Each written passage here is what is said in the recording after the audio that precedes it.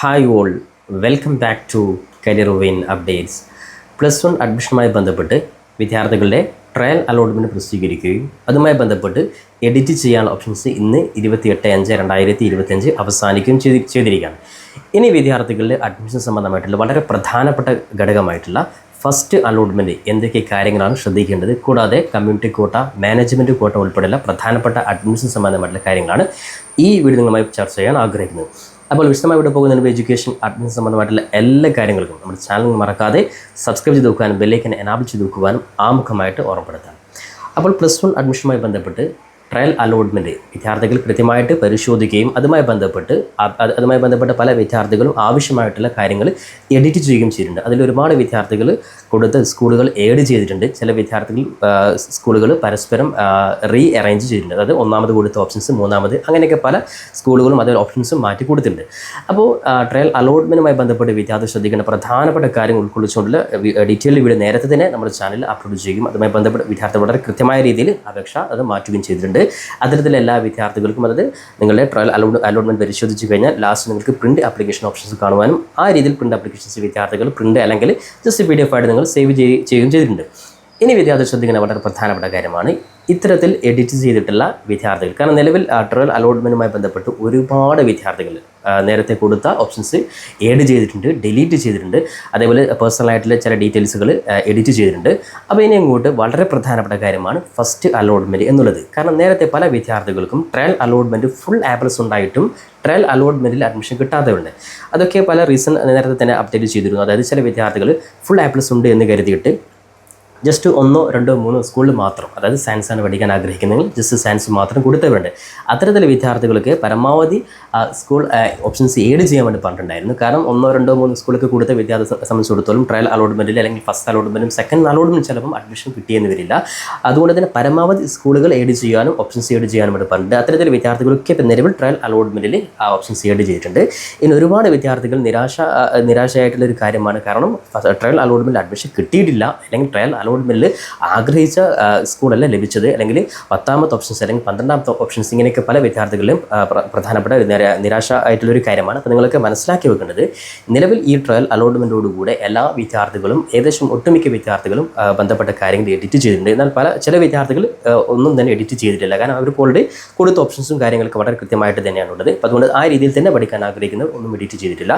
അപ്പോൾ എഡിറ്റ് ചെയ്തിട്ടുള്ള വിദ്യാർത്ഥികളുടെ ഈ ട്രയൽ അലോട്ട്മെൻറ്റുമായി ബന്ധപ്പെട്ട് ഒരുപാട് കാര്യം എഡിറ്റ് ചെയ്തുകൊണ്ട് ഇനി ഈ എഡിറ്റ് ചെയ്തതിന് ശേഷമുള്ള ഒരു റാങ്ക് ലിസ്റ്റാണ് അത് ഫസ്റ്റ് അലോട്ട്മെൻറ്റിൽ വരിക. അതുകൊണ്ട് തന്നെ ട്രയൽ അലോട്ട്മെൻറ്റുമായി ബന്ധപ്പെട്ട് ഫസ്റ്റ് അലോട്ട്മെൻറ്റ് യാതൊരു ബന്ധവുമില്ല. എന്നാൽ ചില വിദ്യാർത്ഥികൾക്ക് ഒരുപക്ഷെ സെയിം സംഭവം തന്നെയായിരിക്കും ഫസ്റ്റ് അലോട്ട്മെൻറ്റ് വരിക. എന്നാലും അത് വളരെ സാധ്യത കുറവാണ്. ഇനി കൂടാതെ ഞാൻ കഴിഞ്ഞ വീഡിയോയിൽ കൃത്യമായിട്ട് റാങ്ക് ലിസ്റ്റുമായി ബന്ധപ്പെട്ടുള്ള കാര്യങ്ങൾ കാണിച്ചു തന്നിരുന്നു. അപ്പോൾ അത്തരത്തിലുള്ള റാങ്ക് ലിസ്റ്റ് ചില വിദ്യാർത്ഥികളെ സംബന്ധിച്ചിടത്തോളം 333 അല്ലെങ്കിൽ 400 എന്നിങ്ങനെയുള്ള റാങ്ക് ലിസ്റ്റാണ് വന്നതെങ്കിലും അത്തരത്തിൽ വിദ്യാർത്ഥികൾക്ക് അഡ്മിഷൻ സംബന്ധമായിട്ടുള്ള സാധ്യത നിങ്ങൾ ഒരിക്കലും നഷ്ടപ്പെടുന്നില്ല. കാരണം കൃത്യമായിട്ട് ഞാൻ കഴിഞ്ഞ വീഡിയോയിൽ പറഞ്ഞിട്ടുണ്ട്. അതായത് നിങ്ങൾ നിലവിൽ ഒരു വിദ്യാർത്ഥി തന്നെ ഏകദേശം 10ൽ കൂടുതൽ സ്കൂളിൽ ഒരേ ഓപ്ഷൻ കൊടുത്തിട്ടുണ്ടെങ്കിൽ ഫുൾ A++ പല ബോണസുമുള്ള വിദ്യാർത്ഥിയാണെങ്കിൽ ആ വിദ്യാർത്ഥി ഉറപ്പായിട്ടും ഒന്നാമത്തെ ഓപ്ഷൻ അഡ്മിഷൻ കിട്ടിക്കഴിഞ്ഞാൽ ആ സ്കൂളിൽ ജോയിൻ ചെയ്യും. അങ്ങനെയാണെങ്കിൽ ആ വിദ്യാർത്ഥി 15 സ്കൂൾ കൊടുത്തിട്ടുണ്ടെങ്കിൽ ബാക്കി 14 സ്കൂളുകളിലും ഒരു സീറ്റ് വേക്കൻ്റ് ആയി. അങ്ങനെ ഒരുപാട് വിദ്യാർത്ഥികൾ ഈ രീതിയിൽ ഒരു സ്കൂളിൽ അഡ്മിഷൻ എടുക്കുമ്പോൾ തീർച്ചയായിട്ടും ഒരുപാട് വേക്കൻസികൾ വരും. അതുകൊണ്ട് തന്നെ റാങ്ക് ലിസ്റ്റ് നിങ്ങൾ കമ്പയർ ചെയ്യേണ്ട ആവശ്യമില്ല. എല്ലാ വിദ്യാർത്ഥികൾക്കും അഡ്മിഷൻ സാധ്യത ഉണ്ട് എന്നുള്ള കാര്യം ആമുഖമായിട്ട് ഉണർത്തുകയാണ്.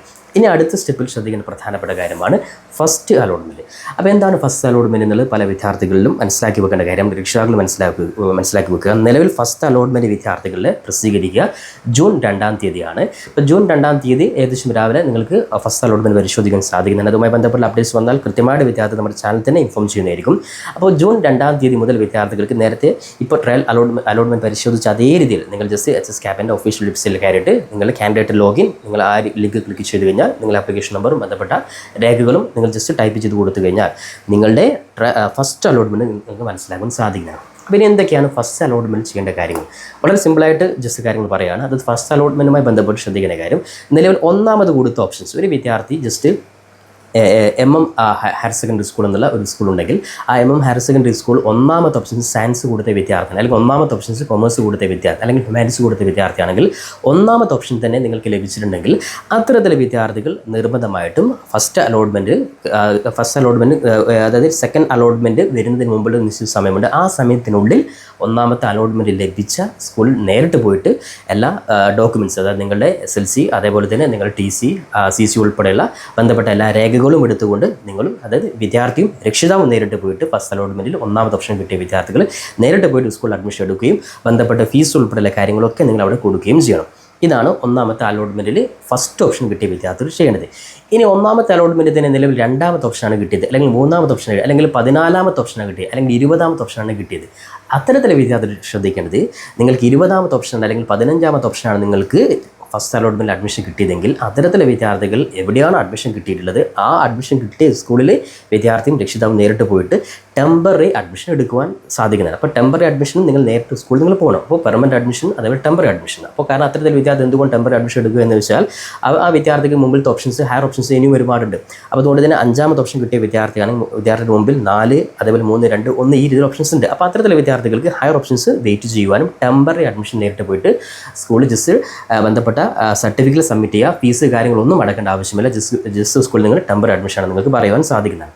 ഇനി അതോടൊപ്പം തന്നെ അടുത്ത ഘട്ടത്തിൽ ശ്രദ്ധിക്കേണ്ട കാര്യം, ചില വിദ്യാർത്ഥികൾക്ക് 3ാമത്തെ ഓപ്ഷൻസ് കിട്ടി, പക്ഷേ ആ ഓപ്ഷൻ തന്നെ മതി. കാരണം 3ാമത്തെ ഓപ്ഷൻ വിദ്യാർത്ഥി സാറ്റിസ്ഫൈഡ് ആണ്. അങ്ങനെയാണെങ്കിൽ 3ാമത്തെ ഓപ്ഷൻ തന്നെ നിങ്ങൾക്ക് അഡ്മിഷൻ എടുക്കുവാൻ സാധിക്കുന്നതാണ്.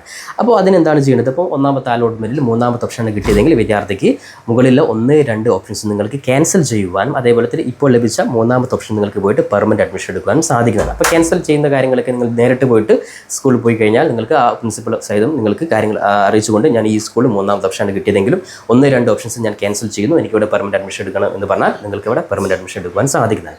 ഇനി അതേപോലെ തന്നെ സെക്കൻഡ് അലോട്ട്മെൻറ്റ്, ഫസ്റ്റ് അലോട്ട്മെൻറ്റിൽ ഒരുപാട് വിദ്യാർത്ഥികൾക്ക് കൃത്യമായിട്ട് പറയാം, ഒരുപാട് വിദ്യാർത്ഥികൾ ചിലപ്പോൾ ഫസ്റ്റ് അലോട്ട്മെൻറ്റിലും യു ഹാവ് നോ അലോട്ട്മെൻറ്റ് എന്ന് കാണിച്ചേക്കാം. കാരണം അത്തരത്തിൽ വിദ്യാർത്ഥി ഒരു കാരണവശാലും നിരാശപ്പെടേണ്ട ആവശ്യമില്ല.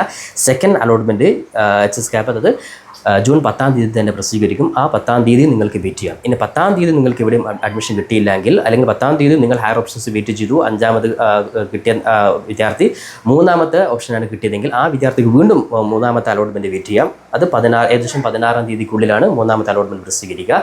അപ്പോൾ ഫസ്റ്റ്, സെക്കൻഡ്, തേർഡ് അലോട്ട്മെൻറ്റ് വരെ വിദ്യാർത്ഥികൾക്ക് വെയിറ്റ് ചെയ്യുവാനും അതോടൊപ്പം തന്നെ ഇത്തരത്തിലെ വിദ്യാർത്ഥികൾക്കൊക്കെ ടെമ്പററി അഡ്മിഷൻ എടുക്കാനും 3ാമത്തെ അലോട്ട്മെൻറ്റ് വരെ സാധിക്കും. എന്നാൽ 3ാമത്തെ അലോട്ട്മെൻറ്റ് പ്രസിദ്ധീകരിച്ചു കഴിഞ്ഞാൽ എല്ലാ വിദ്യാർത്ഥികളും നേരിട്ട് പോയിട്ട് ടെമ്പററി ഓപ്ഷനൊന്നുമില്ല. ഉദാഹരണത്തിന് 3ാമത്തെ അലോട്ട്മെൻറ്റ് ഏകദേശം ജൂൺ 16-നുള്ളിൽ പ്രസിദ്ധീകരിച്ചു കഴിഞ്ഞാൽ ആ വിദ്യാർത്ഥിക്ക് 2ാമത്തെ ഓപ്ഷനേ ലഭിച്ചുള്ളൂ, വീണ്ടും 1ാമത്തെ ഓപ്ഷൻ ബാക്കിയുണ്ട്. എന്നാലും ആ വിദ്യാർത്ഥികൾ 3ാമത്തെ അതായത് മുഖ്യ അലോട്ട്മെൻറ്റിന് ശേഷം എല്ലാ വിദ്യാർത്ഥികളും പെർമനൻ്റ് ആയിട്ട് പോയിട്ട് അഡ്മിഷൻ എടുക്കൽ നിർബന്ധമാണ്. ഇനി അതോടൊപ്പം തന്നെ 3ാമത് അലോട്ട്മെൻറ്റിൽ വിദ്യാർത്ഥികൾക്ക് അഡ്മിഷൻ കിട്ടാത്തവർക്ക് വീണ്ടും സപ്ലിമെൻ്ററി അലോട്ട്മെൻറ്റ് കാര്യങ്ങളുണ്ട്. അത്തരത്തിൽ സപ്ലിമെൻ്ററി അലോട്ട്മെൻറ്റുകൾ അതായത് ക്ലാസ് സ്റ്റാർട്ട് ചെയ്യുക ജൂൺ 18-ാം തീയതിയാണ്. അപ്പോൾ 18-ാം തീയതിക്ക് ശേഷം വിദ്യാർത്ഥികളുടെ സപ്ലിമെൻ്ററി അലോട്ട്മെൻറ്റ് സ്റ്റാർട്ട് ചെയ്യും.